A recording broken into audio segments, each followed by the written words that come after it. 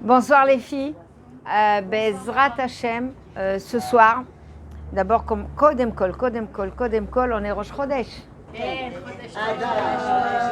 Chodesh Tov, de Simcha, de bonne humeur, de bonnes nouvelles. Nafochu, Amen, qui nous fasse toutes les mauvaises choses en bonnes choses, Amen, Ken Yiratzon.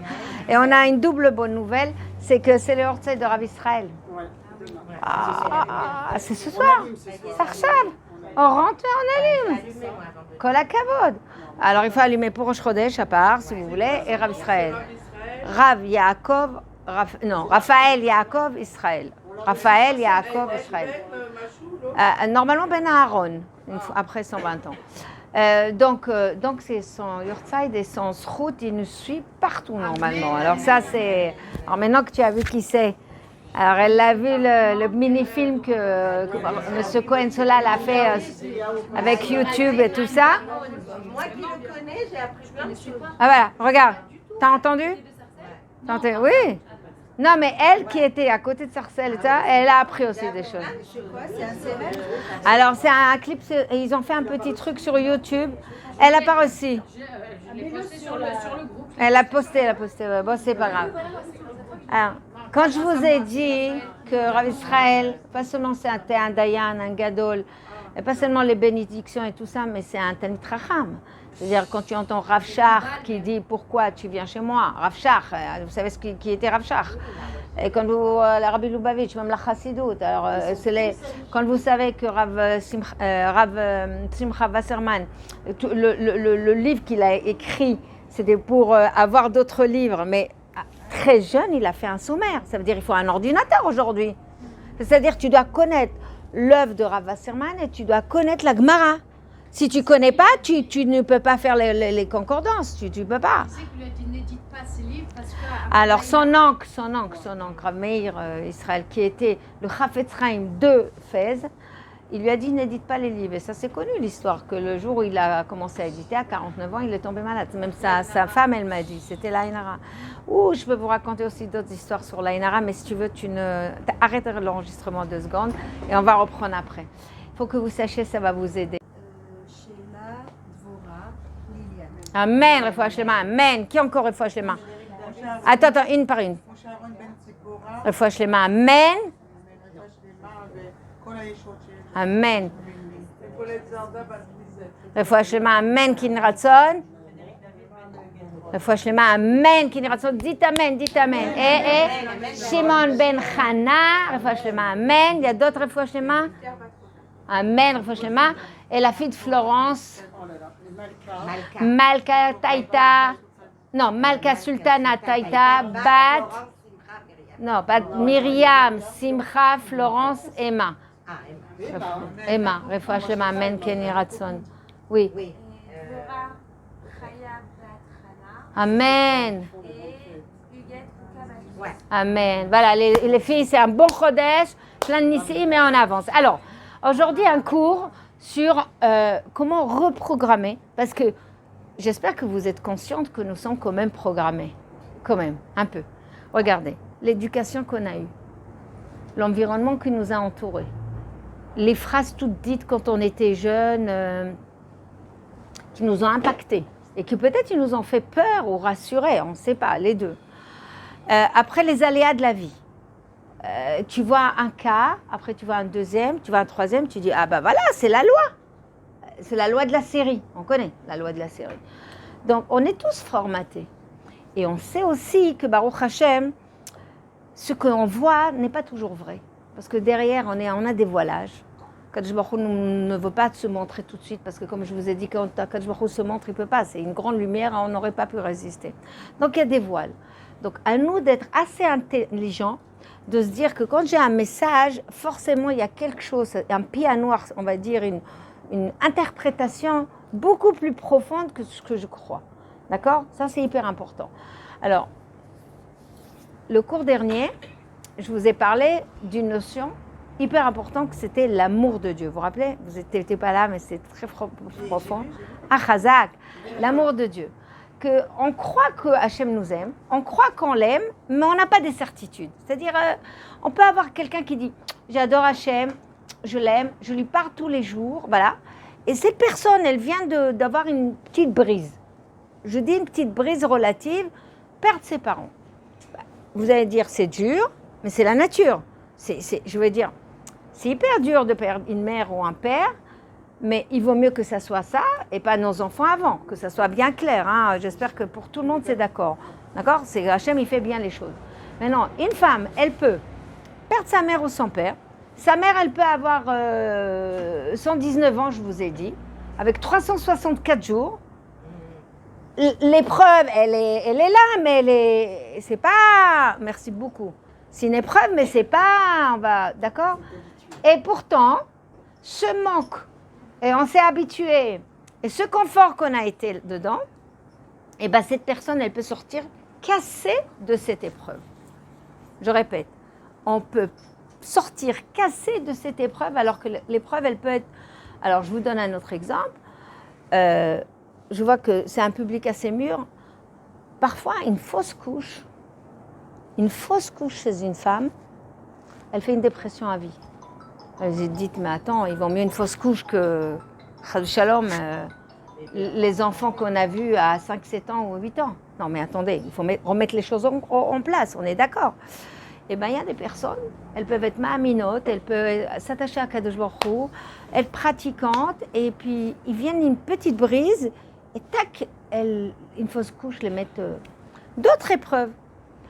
Tu as une fille, tu as une deuxième fille, tu as une troisième fille, tu as une quatrième fille, mais toi tu veux un garçon parce que ton mari, il faut le nom, machin, et comme tu ne reçois pas, et que tu dis, mais c'est pour Hachem, mais c'est pour qu'on fasse Kaddish, c'est pour qu'on fasse des mitzvot. Ok, c'est pour Hachem. Et tu n'as pas le fils que tu veux, et ben la personne, elle peut rester dans une dépression. Alors voilà, j'ai donné des exemples des épreuves, quelles sont des épreuves, c'est difficile, il faut le passer ce cap-là. Mais si la personne n'a pas les fondamentaux et qu'elle n'a pas reprogrammé dans son cerveau, alors on est un peu comme tout le monde, on est monsieur tout le monde. Et c'est facile de tomber, c'est très facile de tomber. Alors, on voit des personnes, j'aime Hachem, Hachem m'aime, et elles viennent dans les cours et elles te disent, bah, s'il m'aime, bah, pourquoi il m'a retiré ma mère? Et s'il m'aime, pourquoi alors là, il ne m'a pas écouté, il ne m'a pas donné le garçon? Et s'il m'aime, pourquoi la fausse couche? Alors tu dis oui, parce que toi, l'amour, c'est on te donne tout. Mais vous, en tant que parent, qu'est-ce qu'on peut dire d'abord? Déjà quelque chose qu'on connaît. On a fait l'histoire du gâteau, vous vous rappelez? C'est que quand on aime, ça ne veut pas dire qu'on donne toujours. Dans l'amour, alors ça, on va rentrer dedans et puis on va faire un autre saïf. L'amour, dans Chot Tzadikim, on peut sortir 32 facettes de l'amour. Je m'explique. Si tu aimes ton mari, vraiment d'un amour, et tu t'inquiètes pour lui, donc il part au travail, j'ai une question. Tu vas pas faire une petite fila que... T'as pas fait de fila pour ton mari? T'as pas pensé à lui? T'as pas prié pour lui? Tu t'es pas inquiété de lui? Peut-être il manque ces items pour l'amour. La même chose. Toi, tu vas faire une mammographie. Tu vas faire un scanner. Tu vas faire une visite. Tu dis, chérie, aujourd'hui, je vais à l'hôpital. Il t'appelle pas. Il se rappelle même pas que tu dois faire un truc. Il s'inquiète même pas. Il prie même pas. Qu'est-ce que tu décodes? Bravo. On est d'accord. Donc, la pensée montre qu'on aime. L'inquiétude montre qu'on aime. La prière montre qu'on aime. On est bien d'accord. C'est ce qu'on veut aussi de notre mari. Ton fils, il va à l'école. Tu pries quand même que la journée, elle se passe bien et qu'il ait une bonne morale en rentrée. On est d'accord. C'est un acte d'amour. Mais il y a d'autres facettes de l'amour. Par exemple, mettre les limites. Ton gosse, il a 2 ans et il touche à tout. Ah oui, il faut qu'il se développe. Oui, mais il va te sortir la caisse de tournevis et il va te sortir il va arriver à la Megillah, il va te sortir l'allume-gaz. Tu vas le laisser toucher à tout. Mais tu l'aimes. Est-ce que tu vas lui donner accès à tout? Non. Tu vas l'empêcher. Tu vas lui mettre des limites. Là, tu peux, c'est ta chambre. Là, tu peux, c'est le salon. Dans la cuisine, on ne joue pas. Dans je sais pas, la salle de bain, on ne joue pas. Donc, vous voyez, vous êtes en train d'interdire alors que vous l'aimez. Ça veut dire qu'une des démonstrations d'amour, c'est mettre les limites. Autrement dit, protéger. Autrement dit, ouais, c'est embêtant, hein, ouais. Autrement dit, protéger, et autrement dit, pas que protéger, mais voilà, mettre des limites, des gvoulottes, ça s'appelle la gvoura. Il y a une autre façon aussi. Par exemple, ton mari sort au travail. Non, toi tu sors au travail, et ton mari te dit au revoir chérie, mais en fait, tu viens de manger de la Nutella, et tu as un truc comme ça, un Nutella qui dégouline, tu dis au revoir, à tout à l'heure, je vais te donner un cours. Lui, il te voit, et il te dit rien.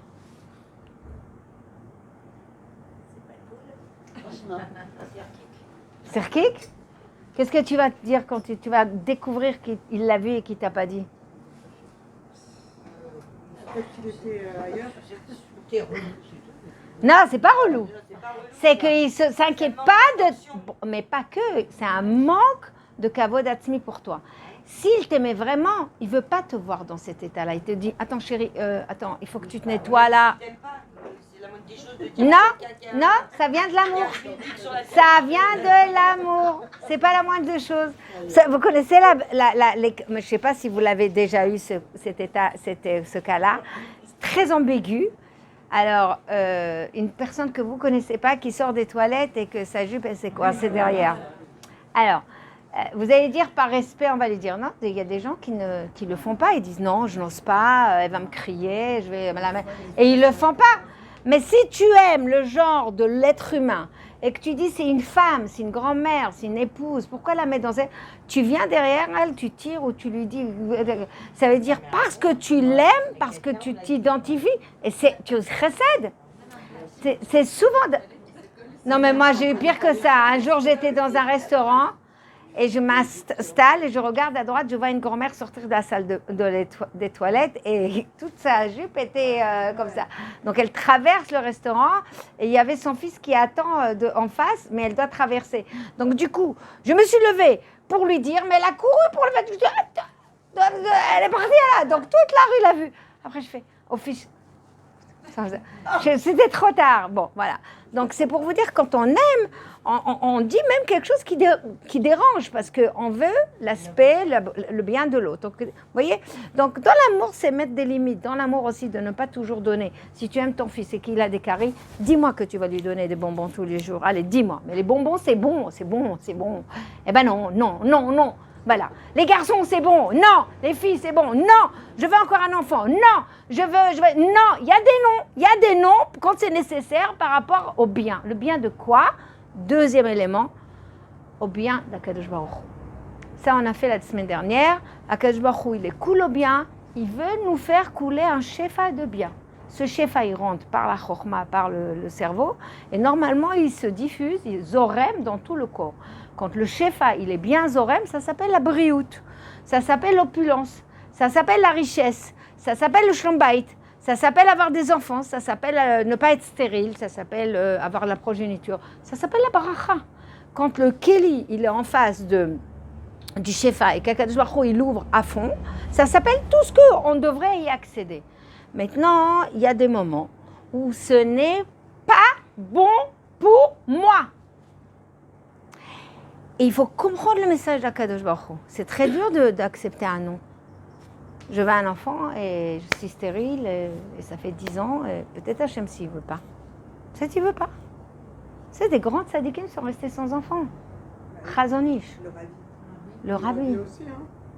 Chazon-Ish, c'était encore pire. C'est qu'il avait même une femme fatiguée. Vous vous rendez compte un peu son tikkun? Non. Rabbi Dulbavitch avait une femme très bien. Il n'y a aucun problème. Rav Chaikin, 3 Rav Tzvi Chaikin. Non, il n'y a pas que. Je ne savais pas. Rav Naftali, il l'a eu. Rav Naftali m'a dit qu'il a adopté, après il a eu un enfant. Ah bon, ok, bon. Ce qu'il faut savoir, Mais voilà. les imaot. Alors, passons par les imaot, mais le problème de stérilité, nous on le voit comme un manque de dons. On ne peut pas donner à notre progéniture. Akadosh Baruch Hu, il ne le voit pas comme ça, il le voit comme ça. Ça veut dire, si c'est bon pour toi, ma fille, je te donne. Si c'est pas bon, je te donnerai pas, ni maintenant, ni après. Donc, est-ce qu'on est capable... Alors, voilà. Vous avez entendu? Vous avez entendu? Attendez, vas-y, pose la question. Pourquoi c'est pas bon pour elle? Moi, j'ai plein de gens autour de moi qui, ça fait 10 ans, 11 ans, 12 ans qu'elles sont mariées. Ce sont des filles exceptionnelles et elles n'ont pas d'enfants. Pourquoi c'est pas bon pour Pourquoi elle? c'est pas bon? Baruch ata Adonai Eloheinu melech haolam she'akol niya bidbaro. Pourquoi la Shoah? Mais parce qu'ils ont d'autres enfants. Non mais t'entends là, elle est... Ils sont peut-être leurs élèves. Pourquoi c'est pas bon? Parce qu'elles n'ont pas d'enfants. Pourquoi c'est pas bon? Le nombre c'est quoi? Pourquoi c'est pas bon quand même? Je pose la question, c'est légitime. Non, C'est vrai? pourquoi c'est pas bon? Attends. Parce qu'avant t'es sûr. Ouais, je sais, ça oui. Il te dit, je te donne pas parce que c'est pas bon pour toi. Ah, Pourquoi c'est pas bon? C'est pas bon. Quand il y aura Machiar, on comprendra pourquoi. Pourquoi c'est pas bon pour elle? Alors avant de répondre, et si on a une réponse, je vous rappelle quelque chose qui va vous aider énormément. Le cerveau de Hannah Béar, quand on le met dans une cuillère, il y a de la place pour le sucre. C'est-à-dire mon cerveau, il est insignifiant, c'est un pois chiche, peut-être un... Le cerveau de Hannah Béar, le cerveau et l'intelligence de Hannah Béar, c'est en hébreu on dit, תיקח את השכל שלך, תשים אותו בכפית, יש מקום לסוכר. בעברית, זה הפתגם עברית. זאת אומרת, non, ça veut dire on est limité. Et que Baba Rabbi, c'est lui qui m'a fait cette cuillère qui contient le cerveau, on est d'accord? Et le sucre même qui est dedans, il l'a fait. Et l'intelligence, il a tout fait. Donc ça veut dire, avec ce qu'il m'a donné, je veux le comprendre et rentrer. On a la tête qui tourne, c'est peut-être ça, peut-être ça, peut-être ça. Et peut-être pas. Et ce qu'on est sûr, c'est qu'après 120 ans, on aura les réponses. Voilà. Il y a une image magnifique, c'est, imaginez-vous une maman qui fait un canevas. Elle fait un canevas, vous savez, avec le cerceau comme ça. Et l'enfant, il est sur le châtiard, sur le tapis. Il regarde sa mère d'en bas, et qu'est-ce qu'il voit? Des nœuds, des fils, du rouge sur le jaune, le vert, le nain, le blanc. Mais qu'est-ce que tu fais? C'est incohérent. Mais pourquoi tu fais ça? Ça a l'air débile. Mais pourquoi un fil par là? Pourquoi un nœud par là? Mais quand il grandit, il voit d'où le canevas? D'en haut. Et qu'est-ce qu'il voit, le canevas? Il voit quelque chose de très cohérent, très dans la couleur, le Kuvanim, avec il comprend pourquoi elle a fait passer le fil d'ici et le truc. Quand vous dites Mikre c'est quoi? Mikre, c'est pas que Rakme Hashem, c'est Rikma. Hashem brode, orchestre, tout. Il brode, il orchestre tout. Ça veut dire c'est une orchestration la plus, jusqu'au petit son qui est en Amérique, c'est de la broderie fine à la dentelle qu'on ne peut pas voir pour l'instant. Alors, quelque chose qui va vous aider énormément, et ça, il y a un livre qui est sorti dessus, comment les midot peuvent aider la imuna et le bitachon. C'est qu'il y a un moment, il faut se dire, il faut se le répéter toute la journée, je ne suis rien pour avoir les réponses de Dieu. Je ne suis absolument rien. Vous connaissez la chanson magnifique, Kachomer Beyad Ayotzer. Comment elle commence? C'était de Abraham Fried. Kachomer Beyad Ayotzer. Ah ben elle est très contenue, c'est là. Ouais. Je suis comme Chomer, comme de la matière dans la main de celui qui est le créateur. Ça veut dire un artiste. Je suis quoi, moi? Moi, tu vois l'artiste avec sa pâte à modeler, ben, je suis sa pâte à modeler. Qui je suis pour dire la pâte à modeler qui va dire à celui qui est là, ben, dis-moi, pourquoi tu me prends de cette façon et de cette façon? Un peu de modestie. Alors, c'est un peu déprimant. Non, savoir que... Non, bah oui, mais qui a dit ça? 3 grands qui ont dit ça. David Ameler, Abraham Avinu et Moshe Rabbeinu. Moshe Rabbeinu, qu'est-ce qu'il a dit? Voilà, Moshe Rabbeinu, il a dit Afar Vaefer. Écoute, Afar Vaefer, c'est quoi Afar Vaefer? Tu prends un peu d'eau, tu as de la pâte à modeler.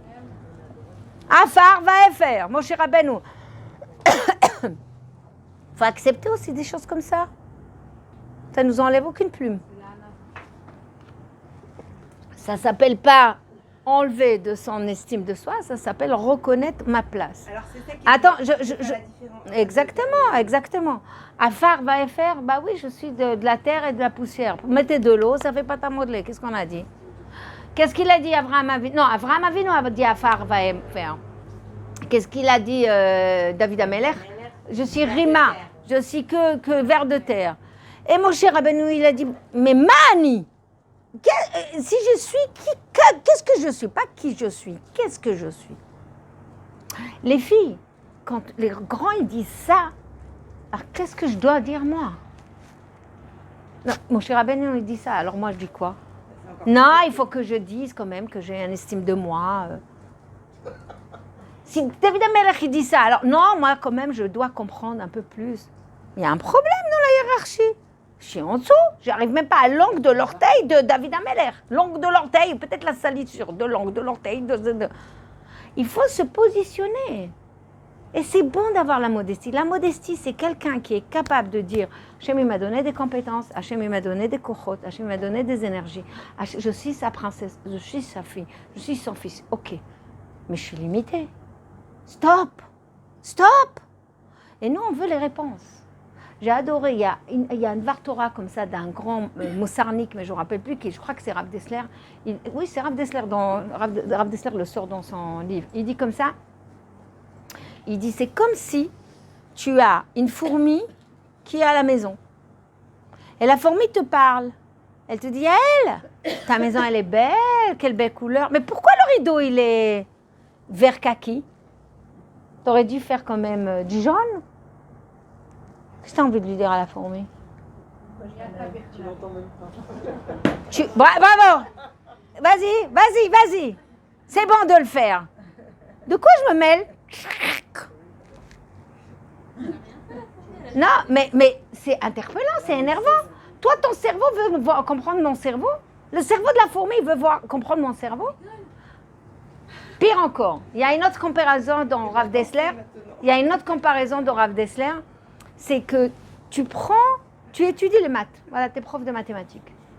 Tu enseignes à quelqu'un qui a 15 ans. Ok, je ne sais pas, qu'est-ce qu'il y a ici? Les Pythagore, il y a quoi là? C'est ça, 15 ans, voilà. Tu lui expliques les Pythagore, machin, comment ça s'appelle? Algèbre? Non, c'est pas algèbre, géométrie. Dans géométrie, tu lui expliques et tout. Il a des difficultés, mais il comprend, on est d'accord. Maintenant, tu prends un enfant de 8 ans. Très... Il a un cerveau. Et il est très avancé. Il peut percevoir quelque chose. Il peut... Tu prends un enfant de 5 ans qui comprend très vite et qui fait là la fille et que tu dis, tu sais, ce côté, nan. Elle va comprendre. Maintenant, prends un chien. Jusqu'à maintenant, je t'ai donné un cerveau humain. Maintenant, je te donne, prends un chien, un autre genre. Il aboie, il se déplace, il se procrée comme toi, il mange, il va aux toilettes, et voilà, il boit. Combien de fois tu vas lui expliquer, je crois, la vie entière, tu meurs avec lui et il ne comprend rien. Je vais lui expliquer quoi. La géométrie. Tu vois? Alors, si un chien qui vit sur terre comme moi, qui est fait de nefesh, on va dire au moins il y a le nefesh, ne comprend pas. Moi, que je suis une partie de Dieu, mais je suis la résultante de sa création, c'est lui qui m'a créé. Je veux qu'il tout comprenne. Je devrais avoir la réaction de ce qu'elle vient de dire. Tu veux tout comprendre? Tu veux tout comprendre de ce que Hachem il fait? On devrait être comme ça, mais chacune pour soi. Et parfois, oui, ça me sert énormément dans ma vie. Quand je ne comprends pas, et que comme je viens de vous expliquer mon cas à moi, Simchat n'était pas là, j'ai expliqué comment Rav Israël il m'a dit, malgré ma volonté, que je voulais absolument faire la lia, et que lui, il a dit non, j'ai eu une crainte de Chachamim. J'ai dit, si le Rav a dit, je dois le faire. Je ne comprenais pas. Je me suis dit, il y a un bug là. Et j'ai plié les chines et j'ai dit, Naaseh venishma. Je reste, je pourris ici, parce qu'Hachem il le veut. Parce que, voilà. Non. Alors, Ça veut dire, tu as choisi de... le choix d'écouter ou de ne pas écouter. Et qu'est-ce qui t'arrive? Est-ce que tu sais combien de personnes n'ont pas écouté des rabbanim? Oui, mais alors ça, c'est pas l'enseignement. Ça veut dire, si tu n'avais pas écouté, tu serais quand même parti en Israël. Non, ce que je veux dire, c'est que tu as des situations que tu ne comprends pas. On regarde que ça. Il y a des situations que tu ne comprends pas le pourquoi. Et tu ne le comprends pas un an après. Tu le comprends que 25 ans après ou peut-être 10 ans après. Et non, et que tu te plies, tu dis, si c'est un matzav sh'Hashem rotseh, si c'est comme ça qu'il veut pour l'instant. Voilà, il veut qu'on ne comprenne pas. Pour l'instant, à l'instant T. Pour l'instant, bravo. Il veut qu'on comprenne Donc, pourquoi? sa volonté. C'est ça. Pourquoi? Parce que ça s'appelle l'épreuve du bitachon. L'épreuve, j'arrive et tu poses ta question. Je cherche pas à comprendre. Les filles, on avance. C'est quoi l'épreuve de bitachon? C'est pas quand on t'explique les choses. C'est facile avec la logique. Bah oui. Quand je raconte mon histoire, je dis bah voilà, tu l'as écouté parce que tu devais donner des cours et tu devais voilà, c'est ok d'accord. Mais au moment où tu ne savais pas, juste avant Yetziat Mitzrayim. Alors n'oubliez pas Yetziat Mitzrayim. Qu'est-ce qu'il y avait dans Yetziat Mitzrayim? Et chacun il a sa Yetziat Mitzrayim. Chacune a sa Yetziat Mitzrayim. Toi avec ton mari, toi avec tes enfants, toi avec ta mère, ton père, la fausse couche, le décès, la parnassa. Chacun il a sa Yetziat Mitzrayim. Chacun il aura des tests de bitachon et émouna avec Akadosh Baruch Hu. Sans arrêt, surtout le peuple juif. Parce qu'on est là pour ça. On est là pour ça. Alors, c'est quoi Yetziat Mitzrayim? N'oubliez pas, c'est hyper important, ça va vous aider énormément. Vous avez un peuple qui a été habitué à travailler toute sa vie, enfin pendant des années, 210 ans, et d'être un esclave. Ils ont souffert, on est d'accord. Viens, mon cher Rabbeinu, il leur dit, voilà, il y a Hachem qui veut vous faire sortir. Maintenant la question, est-ce que tout le monde voulait sortir? Pourquoi? Mais ils souffraient.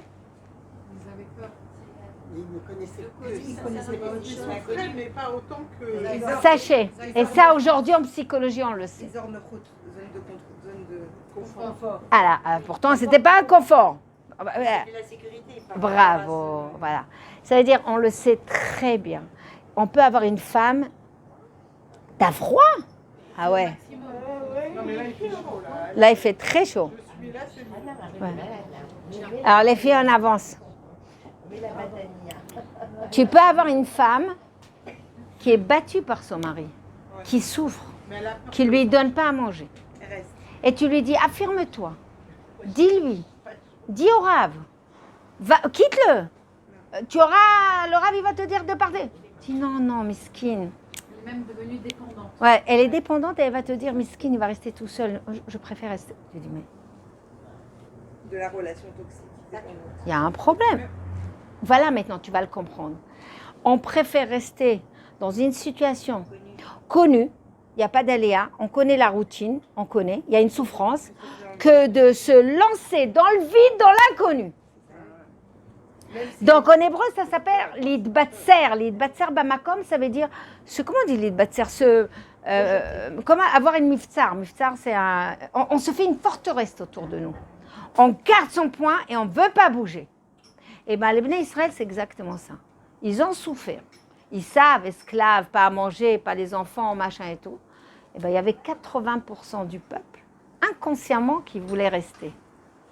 Ok? Vous comprenez ce qui se passe là?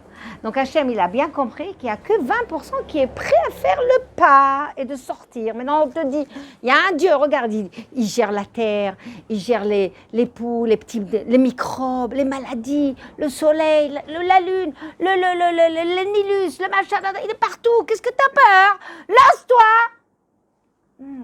On est bien là. Non, la France, la sécurité sociale, la vérité, la CAF. Franchement, les HLM, non,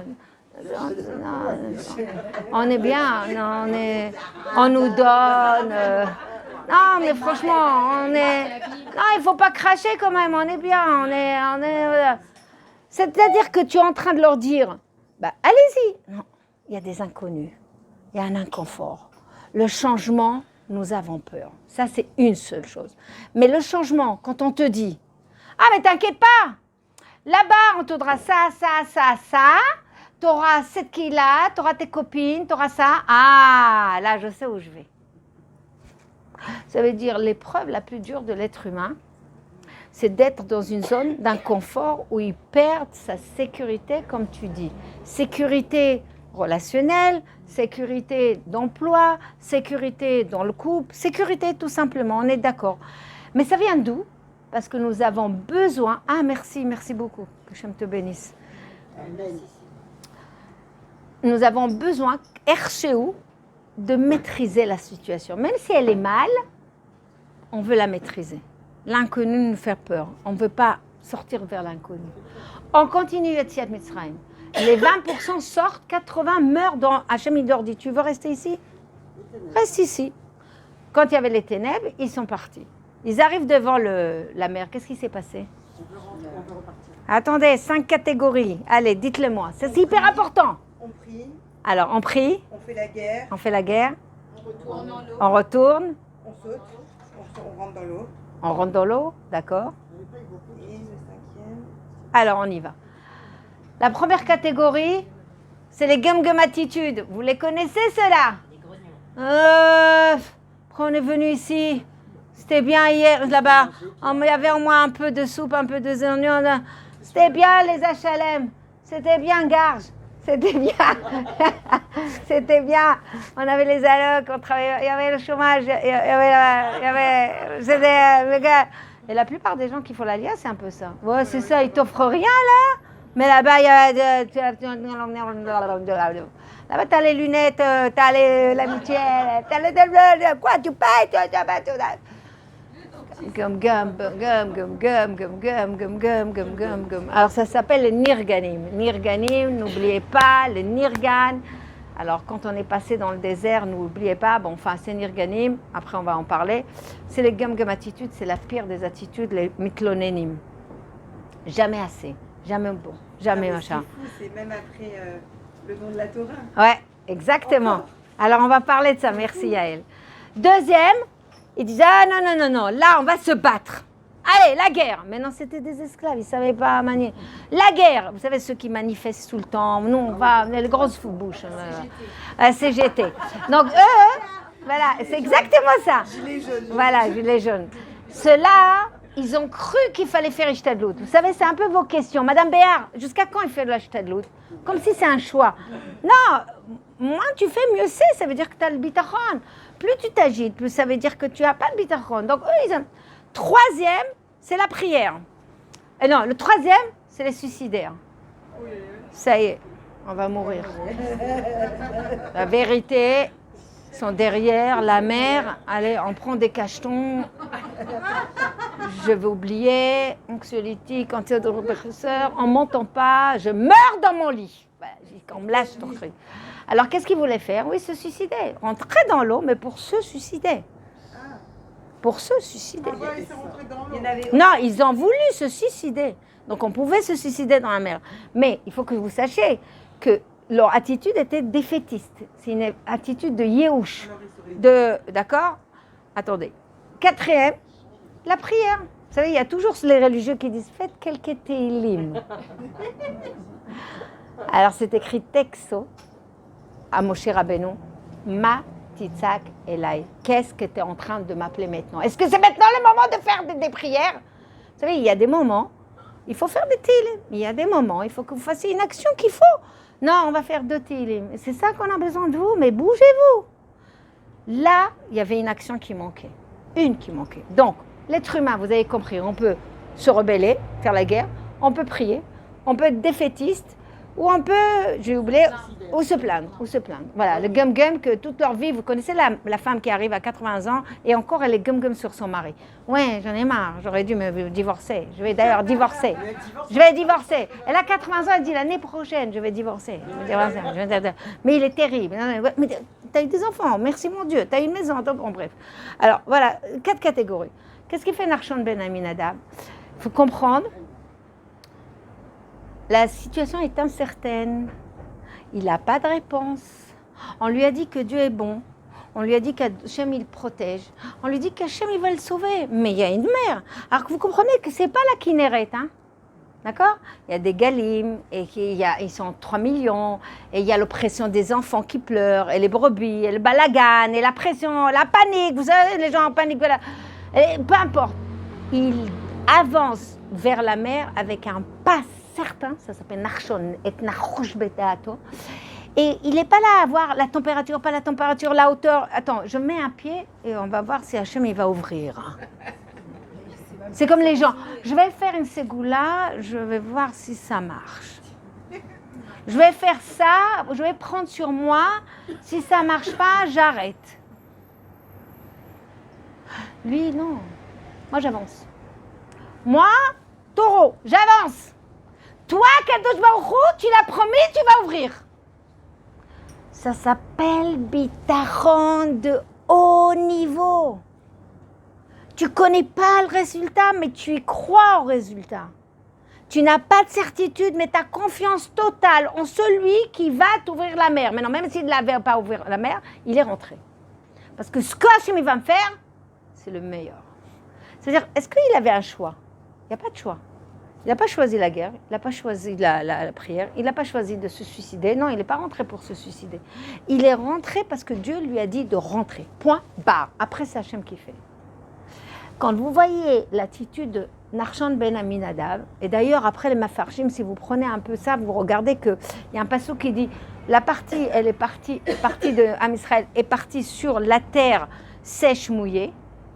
Hachem, il a fait un miracle pour ceux qui avaient confiance. Qu'est-ce qu'il y a? Tu veux, il y a une place, viens ici. Voilà. C'est écrit qu'il y a une partie. C'est écrit qu'il y a une partie de Am Israël qui a bénéficié de marcher sur la terre sèche qui était mouillée. Ça veut dire que comme ils ont eu confiance en Dieu aveugle, Hachem a asséché la terre. Mais il y a une autre partie qui est passée dans la terre boueuse. C'était pour qui? Pour ceux qui choisissaient, comme vous savez, les gens qui vous suivent. Non, les autres peuples. Ils ont choisi comme des moutons. Ah, mais ça marche leur truc. Ok, on avance. Ok, d'accord. Vous savez, les gens qui attendent qu'il y ait toujours des premiers. Et après, ça marche ce truc-là. On va le faire. Voilà. Et ils regardent que s'il y a des statistiques et si ça marche. Mais avant, tu n'aurais pas fait ça. Ça veut dire la confiance, elle est où? C'est quand il y a incertitude. Quand tu connais rien. Quand tu ne sais pas, presque pas grand-chose. Tu baisses la tête et tu avances. Tu ne sais pas, la réponse de Rav Israël, je ne la comprenais pas. Je ne savais pas où ça amenait. Je ne savais pas si c'était tikkun, punition, mission. On dit, Nilo Yodat, peut-être, je ne sais pas. Il a dit. Nasser, on fait l'action. Pas de doute. Aucun doute. Et je n'étais pas dans le doute. Simplement, j'attendais à quel moment la mer va s'ouvrir. À quel moment j'aurai la réponse. À quel moment il va m'aider et qu'il va me porter. Dans la vie, Yetziat Mitzrayim, il faut l'appliquer partout. Chaque fois que vous avez une difficulté, et on a des difficultés pourquoi? Parce que tous les peuples qui nous entourent, ils veulent des certitudes. Ils regardent la météo, ils prédisent la météo, ils vont voir Madame Irma pour voir la bourse, tout ça. Le monde non juif vit dans des certitudes. Il regarde plus tard le cataclysme, le juif doit vivre dans les bras d'Hachem. Et malheureusement, on les imite. On veut être dans la sécurité, on veut savoir qu'est-ce qui va devenir demain. Et si je fais ça, ça va marcher. Et s'il ne me donne pas ce que je veux? Et pourquoi il ne me donne pas? Je suis dans l'insécurité. Et c'est vrai que quand on est dans l'insécurité, par exemple dans les couples, prenez les couples mariés, ils viennent voir des yoatzim, ils viennent voir et les rabbanim ils disent, maintenant toi tu vas lui donner Bezrat Hashem avec ton cœur, même si tu n'as pas envie, lui il est athlète, il va revenir. J'ai une question, à qui tu bassines qui? Prenez des non-juifs, vous leur dites ça. Qu'est-ce qu'ils vont vous dire? Ça va pas moi j'ai donné, c'est à son tour de donner. C'est le langage, c'est un langage donnant-donnant. Tu t'engages, tu donnes, moi je m'engage, je donne. Mais à une femme, on lui dit, aie confiance à Akadosh Baruch Hu, tu vas lui donner. Tu vas voir que ce don-là, il va payer avec ton mari, avec tes enfants, Et c'est une émouna, les femmes. Les femmes, elles croient en Akadosh Baruch Hu, en la parole d'Akadosh Baruch Hu. Et on se donne dans le mariage, et on donne à son mari, on donne à ses enfants, parce qu'on sait qu'il y a des fruits qui vont venir. Donc, dans tous les domaines, nous, on est dans la confiance. Par exemple, Khalav Bassar, qui a dit que c'est bon? Où c'est écrit? On le voit que des non-juifs, ils sont en train de manger Khalav Bassar, ils ne sont pas morts. Il y a des gens qui disent non, c'est bon pour la santé, ça les rassure. Mais ça se trouve, ça n'a aucun rapport avec la santé. On le fait. Vous comprenez quelque chose dans Bassar Khalav, vous? Moi, je ne comprends pas. Et c'est bizarre, on ne pose pas la question pourquoi. Pourquoi on ne pose pas la question pourquoi?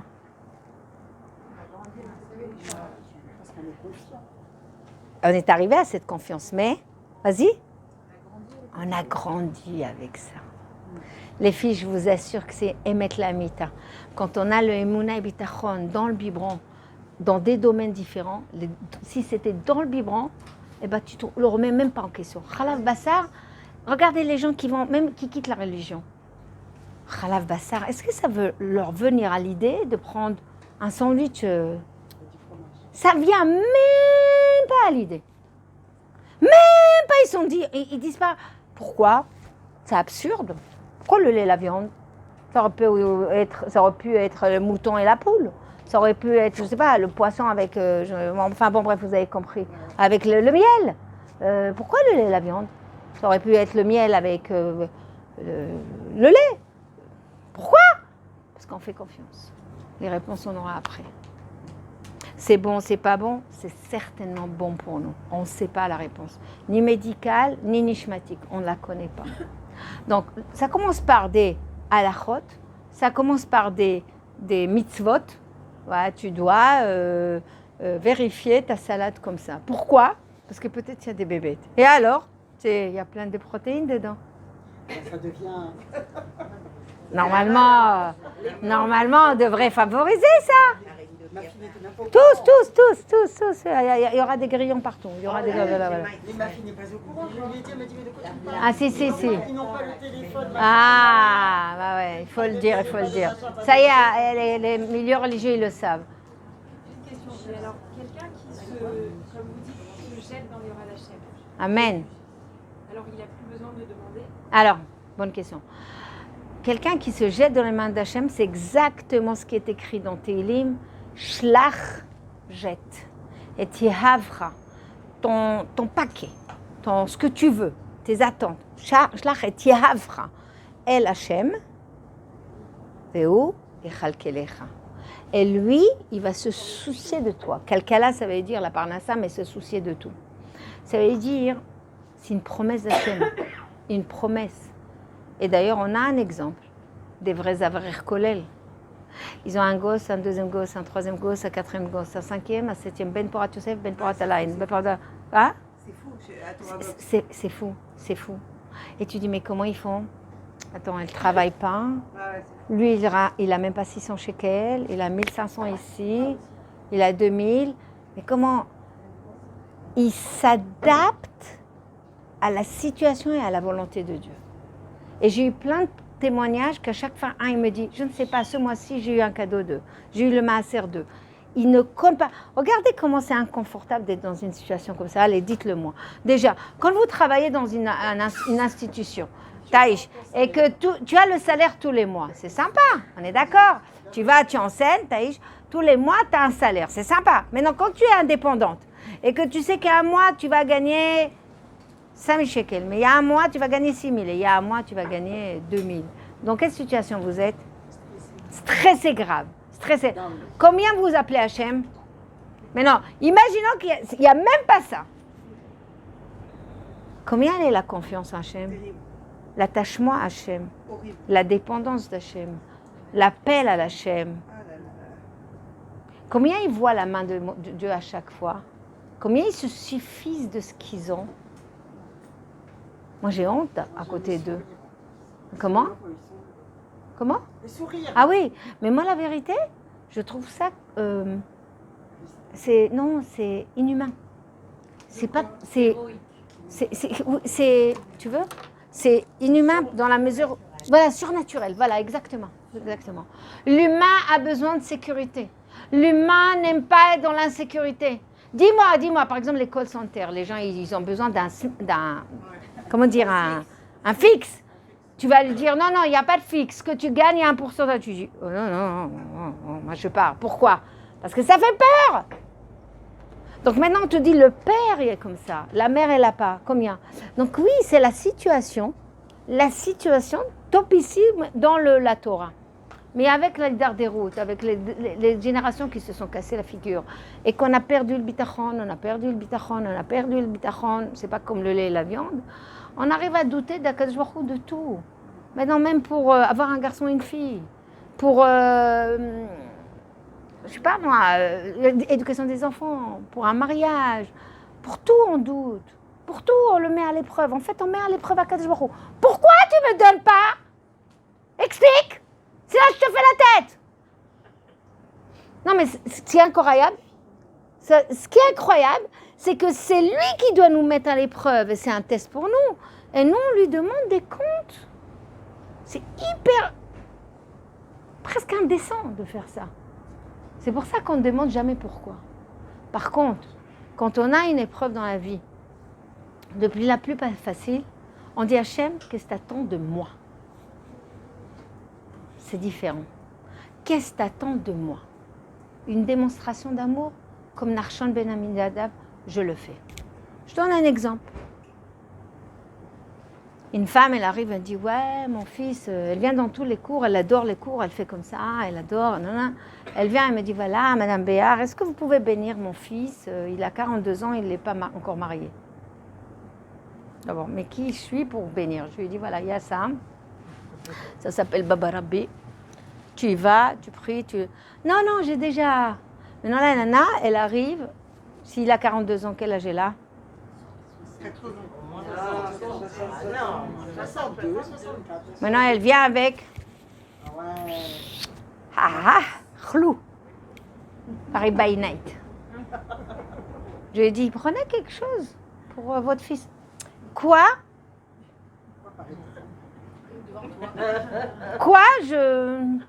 Et moi, je la regarde comme ça. Quoi?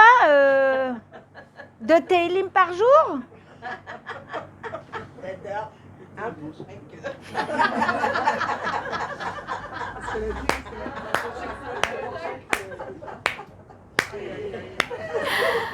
Elle est pas... Elle est pas mal. Non, mais vous voyez, l'engagement, la transformation, changer d'identité, changer de lieu, ah bah non. Mais c'est pas donné à tout le monde. C'est donné à tous les juifs. Oui, mais c'est pas évident. Non, c'est évident à tout le monde, mais je vais te dire pourquoi. C'est des épreuves aussi peut-être de faire et après de se rendre compte que finalement on n'y arrive pas. En général. Oui, par contre, t'as pas peur, t'as pas de tort, Lise. Les gens, ils me disent, ouais, mais si je le fais au début et après j'arrive pas, est-ce que je peux... Ou bien si je fais et ma mère, elle décède, alors je suis obligée de continuer? Non, mais vous entendez les questions? Normalement, après ça, il y en a plein. Normalement, après, ça devient une seconde nature. Non, non, non, pas du tout. Il a fait mon mari pour la bar mitzvah de son fils et pour lui apprendre schéma Israël et une petite montée. Ouais. Et après, il a regardé mon mari, il a dit, je peux vous poser une question, monsieur le rabbin, il a demandé, monsieur, il a dit, je ne sais pas où est-ce que je peux louer les petits. Les quoi? Ah oui, louer les tefilines. Louer des tefilines. Voilà, exactement. C'est choquant. C'est louer des tefilines. Alors, le problème, il est quoi? On ne sait pas qu'est-ce que c'est le peuple juif. On ne connaît pas sa matara, ça veut dire son but, pourquoi on est là. On ne comprend pas qu'on a un autre dessein, un autre travail à faire. Ça s'appelle Mamlechet Kohanim. Nous sommes des Kohanim, des prêtres. Ça veut dire qu'il y a un autre boulot. Ce n'est pas élitiste. C'est un autre boulot, c'est un autre. Tu dois marcher à l'aveugle avec Akadosh Baruch Hu. Point barre. Tu es dans un pays d'Israël, par exemple, tu es dans l'insécurité. On pose la question, il y a les voitures béliers, il faut sortir ou il ne faut pas sortir? Tu es certaine que... Non. Ça veut dire c'est ton travail dans le peuple de Bitachon. Il y a une adresse, comme on dit, chaque balle, elle a une adresse. Et tu as raison. Donc, c'est quelque chose que tu as connu dans Emouna et Bitachon. Quelqu'un qui n'a pas cette notion de Emouna et Bitachon, il reste chez lui. Il ne sort pas. C'est pour ça qu'il y a des personnes qui ne sont pas capables de vivre ici. elles vous disent. Moi, je peux pas. Moi, ça me terrorise. Moi, je ne suis pas dans la sécurité. Je ne peux pas aller à l'école, machin. Oui, je comprends. Mais les personnes qui habitent là, elles ont acquis ça, Baruch Hashem. La vie continue. Sinon, on serait là en train de dire 3 jours, personne ne sort, une semaine, Baruch Hashem, qu'Akadosh Baruch Hu nous garde. Maintenant, vous comprenez qu'il y a des domaines que c'est acquis. Maintenant, quand tu vois que tu arrives à une secousse, la secousse, si Hachem il t'amène dans une secousse, ce n'est pas pour nous embêter. Je dois être sans doute, je dois être persuadée, je dois être convaincue que c'est Vadaout, que c'est Tov Bishvili. Tov, c'est une Vadaout. Vadaout, vous savez ce que c'est Vadaï? Vadaout, c'est Vadaï, c'est évident. Vadaï, il fait nuit, Vadaï. Certitude, Vadaout, il n'y a pas de safek. Donc on doit être dans une Vadaout que Akadosh Baruch Hu, il veut faire que le bien. Que ça me plaise ou pas, c'est déjà autre chose. Que ça soit dans mes projets, parce que moi, j'estime que, là, non, c'est déjà autre chose. Parce que moi, je préfère savoir comme ça, parce que ça m'arrange, c'est plus facile, c'est déjà autre chose. N'oubliez pas que lorsque moi, je dicte à Akadosh Baruch Hu, et j'arrive à ta demande, quand moi, je dicte à Akadosh Baruch Hu ce que je veux, et s'il ne me le fait pas, je suis déçue, et je lui fais la tête, qui est le bon Dieu? Posez-vous juste la question, qui est le bon Dieu? Je dis à ma femme de ménage, tu fais là, elle ne me fait pas. Qui est la patronne? C'est moi. Je dis à Kadosh Baruch Hu, tu me fais ça. Tu me fais pas? Je fais la tête. J'ai plus envie de prier. La vérité, j'ai plus envie. Je suis pas attachée à Dieu. J'ai pas le warsh. Ça veut dire pas le warsh. C'est quoi le warsh? C'est à traduire en anglais. En danois. L'expression tu. Donc, il y a pas l'envie, il n'y a pas le warsh, il n'y a pas la tchouka en hébreu. Voilà, la tchouka. Donc, tu n'as pas ça. On te dit, mais on ne t'a pas demandé ton avis. Tu dois remercier Akadosh Baruch Hu, tu dois faire au moins une tefila, et c'est un minimum à karatatop. Ouais, mais oui, on s'oblige. Bonne question. On s'oblige, parce que c'est une obligation. Tu dis merci à l'épicier, pourtant tu lui payes, tu as dit merci. Pourquoi? Parce que c'est une obligation. Oblige-toi. Alors justement, on va y arriver aux obligations, aux petites actions. Bezrat Hashem, on va faire ce cours. Combien c'est important. Maintenant, je te réponds à ta question. Et Lise, la nuance, qu'est-ce que tu voulais? Où tu voulais mettre la nuance? Non, dans votre choix par rapport à Israël, est-ce que ça veut dire Hachem il vous a placé finalement en Israël? C'est Hachem qui vous a placé? Ah non, t'étais pas au début? Non, elle n'était pas là au début. Non, c'était pas ça, c'est... T'as raté. Tu sais pourquoi? Parce que c'est pas enregistré. Non, le début, j'ai pas enregistré parce que j'ai dit des choses secrètes. Et bah, voilà, elle va baiser. C'est pour ça que j'ai pas compris, ok. Et j'ai oublié ton prénom à chaque fois. Déborah, tu m'as dit, est-ce qu'on a le droit de me demander? C'est pas un droit. C'est Hachem se réjouit qu'on lui demande. Non, alors, je t'explique. Parfois, Hachem ne donne pas parce qu'on n'a pas assez demandé. Et ils veulent, ma fille, vas-y, je veux que tu me parles et que tu me demandes, vas-y. Mais nous, en fait, on ne sait pas. On ne sait pas. Parce que parfois, tu n'as pas la maison que tu veux parce qu'il ne t'a pas assez entendu et il veut que tu t'attaches à lui, il veut que tu lui parles, il faut que tu lui quémandes, il faut que tu sois tributaire de lui et que tu comprennes combien tu es dépendante. Ce n'est pas la maison le problème. La maison, c'est ton contact. Les filles, vous m'avez comprise là? Non. Alors encore répète. Même si j'ai la émouna, que je me dis dans ma tête, je sais que tu me donnes, que tu me donnes pas. Je sais que toi, tu sais c'est quoi qui est bien pour moi. Donc je continue quand même de demander. Bravo. Je lui ai répondu que Hachem veut qu'on lui demande. C'est pas qu'il dit arrête de demander. Il veut qu'on demande. Chaza, kol hakavod. Alors pas que, mais D'abord, on remercie. bravo, tu te rappelles. Attends, j'ai fini. Ça veut dire que parfois il te donne pas la maison. Parfois, il ne te donne pas le boulot, parfois, il ne te donne pas l'enfant, parfois, il ne te donne pas, la guérison tout de suite, parce qu'il veut que tu pries de tes entrailles. Hier encore, je ne sais plus, avant-hier, j'ai entendu une femme magnifique. Elle m'a dit, ça va pas, j'ai une fille qui s'est mariée, et aussitôt, elle a divorcé. Elle était dans une acceptation comme ça. Alors, je dis, et alors tu pries? Je dis, mon mari, il est pratiquant, il est religieux, il fait ce qu'il faut. Je dis, non, la prière d'une mère qui éclate le ciel, qui perce tout et qui empêche tous les mitnagdim, ça veut dire tous les catégories, et qu'elle est là à supplier à Kadosh Baruch Hu avec les termes qu'il fait. Kadosh Baruch Hu attend ça. Pourquoi? Parce que c'est pas le problème de la guérison, c'est pas le problème de la maison, c'est pas le problème de l'enfant. C'est que toi, peut-être, dans cette épreuve, tu t'es trop éloigné pendant des années et il veut de toi que tu te rapproches. Donc on n'arrête pas de demander. Alors comme elle me rappelle, Yael, n'oubliez pas que je vous ai dit, et c'est Rav Pinkus qui nous explique, tu d'abord, vendredi, tu allumes les bougies ou tu te lèves le matin, tu fais ta tefila, modani, ou à chaque fois que tu remercies, à chaque fois que tu as un moment où tu remercies, aussitôt que tu as remercié parce que tu as obtenu, Baruch Hashem, un salaire ce mois-ci, parce que Baruch Hashem, ta fille a eu une grippe et elle est en bonne santé, parce que tu as pu perdre 2 kilos. Bon, enfin bon, on rigole. Une bonne nouvelle, quoi. Hein. Et je dis, vraiment, je ne mens pas et c'est hyper important. Les gens ne se rendent pas compte, même quand il y a une petite guérison. Par exemple, une personne, elle a eu un protocole et il y a eu des bonnes nouvelles. Alors les gens ils disent attendez, on va faire une séouda après. Non, il faut tout de suite remercier par Mizmor de Toda, par une séouda, acter le remerciement. Et aussitôt, rappelez-vous le portail que j'ai expliqué, tu te rappelles, quand il y a une échoua, on met le pied vers le portail, on le laisse ouvert pour pouvoir demander d'autres choses. C'était l'explication de Rav Pinkus. Donc les gens ils disent non, il a fait ça, ça a marché, mais on va attendre. Oui, mais t'as raté. Tu as raté un moment de etratson, de remerciement et de demande. Je dis non, mais c'est chaval de faire petit. Si il fait banane, couscous, boulette, et fais les aménim avec entre ton fils et ta fille et ta voisine.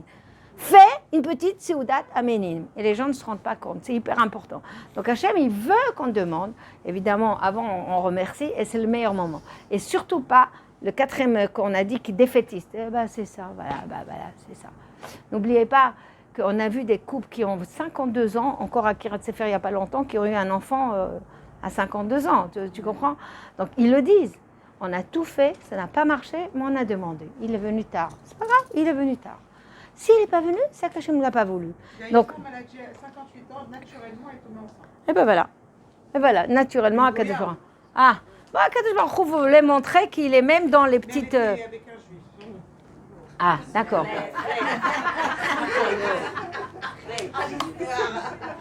Fallait la finale. La finale. C'est là qu'elle te descend l'histoire. Non, c'est trop mignon. Je crois pas, non, parce qu'ils étaient pas du tout dans le truc. Il n'y avait pas d'enfant pour la médecin quand il y a une petite fille. Ah, c'est possible, je ne connais pas. Mais il y a aussi une petite histoire. Voilà. Donc, des nissim, des niflaot, évidemment qu'on peut voir des choses. On avance. Donc, je vous rajoute une tovana nouvelle. Il nous reste 5 minutes, juste je finis. Donc, j'ai compris qu'Akadosh Baruch Hu m'aime. J'ai compris que c'est un amour infini. On l'a dit la dernière fois. Inconditionnel, quel que soit ce que tu fais. Que tu sois pas pratiquante ou pratiquante. Il te trouvera, Sherlo, là où tu es. Là où tu es, il vient, le bgisha vers toi. Il va te donner un test de bitachon, parce que le travail, c'est emuna et bitachon. Que ça soit dans les halachot, que ça soit dans Nida, que ça soit avec tes enfants, que ça soit dans le couple. Tout le monde a des secousses. Tout le monde doit avancer. Parce que si on n'a pas ça, j'ai une question. Comme on aime la zone de confort, donc on reste toujours au GAN 3. Oui, mais Non, mais le bac à sable. On passe pas au CP. Si on peut rester au bac à sable, GAN 3.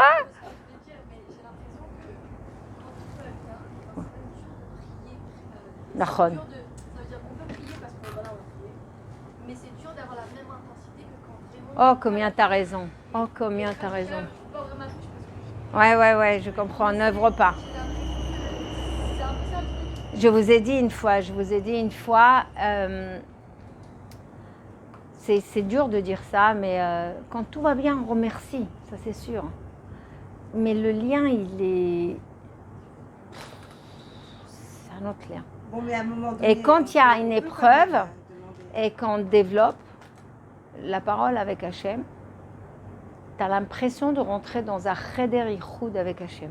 Je ne sais pas comment vous expliquer. Vous le palpez, Akadosh Baruch Hu. Je tremble quand je dis ça. Et c'est pour ça que les Mefarshim me disent que les moments d'ichoud avec Hachem, c'est des moments sporadiques. On n'a pas beaucoup dans la vie. Heureusement et pas heureusement. Heureusement, parce qu'on ne veut pas beaucoup de secousses. Et pas heureusement, parce qu'on les perd, ces moments-là. Il y a une femme, je vous ai dit qu'elle a eu la grande maladie, elle a fait hyparser, elle a fait 3 protocoles et tout. Elle m'appelait à minuit, après mes cours. Elle me dit, Rana, je comprends ce que tu as passé. Je parle à Hachem comme si, mais je n'arrête pas. Elle a guéri, Baruch Hachem et tout. Et elle m'a dit, maintenant, elle n'arrive plus à lui parler comme ça. C'est fou, hein? Ça veut dire que même où il est le cadeau, c'est là où tu es le plus basse, Begay Salmaved, c'est là que... Non, c'est Akadosh Baruch Hu qui descend. Parce que plus tu es basse, plus il descend. Plus tu dis, moi, ni, je suis rien du tout, il vient vers toi. Mais plus tu dis, moi, donne-moi des explications. Pourquoi, comment, c'est pas normal. Barra, Akadosh Baruch Hu, il n'est pas là. Il faut le savoir, ça. L'épreuve nous rend petits. On voit les choses d'une autre façon. Alors aujourd'hui, ce que je vous prenez avec vous, 1, il est Kulotov. 2, on travaille son ego. Si je veux ne plus avoir de sfekot, surtout ce mois de Hadar, Hadar c'est l'Amalek, c'est le sfekot, ils te mettent des doutes. Et pourquoi, et comment, et pourquoi. Stop, Hana, stop, ça suffit. Fais confiance. Tu as été créé pour ça, pour faire confiance à Baba Rabbi. Quelle que soit la situation, qu'elle me plaise ou elle ne me plaise pas, qu'elle paraisse difficile ou pas, mais s'il te plaît, tu as le droit de prier. Qu'il y ait Shlom Bayit. S'il te plaît, Hachem, donne-moi des kochot. S'il te plaît, Hachem, donne-moi les paroles d'une meilleure tefila. Donne-moi les moments où je pourrais rentrer en confidence avec toi et me confier ma vie, te dire comment j'ai mal et combien j'ai besoin de toi. Oui, on demande l'aide à Kadosh Baruch Hu. On peut, il n'y a pas de problème, mais il faut. Donc, d'abord, c'est l'acceptation. Pourquoi je vous dis ça? Ça s'appelle Achna. Tant que vous ne faites pas Achna dans votre vie, tant que vous n'acceptez pas la situation, la lumière ne peut pas venir. D'abord, passez par là. Achna, tout ce que tu fais, c'est bon, mais moi, je me soumets, quelle que soit ta décision. Après, tu demandes. Après, tu remercies et tu demandes. Très important, ça. Très, très important. Qu'on entende des bonnes nouvelles, Ya Rabbi. Passez une bonne achna, Chodesh Tov, plein de bonnes nouvelles, Be'ezrat Hashem et de lumière, dans cette synagogue, de ces gens-là qui sont là, Baruch Hashem, parce que je sens beaucoup d'amour, Baruch Hashem, qu'on entende des bonnes choses. Je disais, à un moment donné, dans ta vie,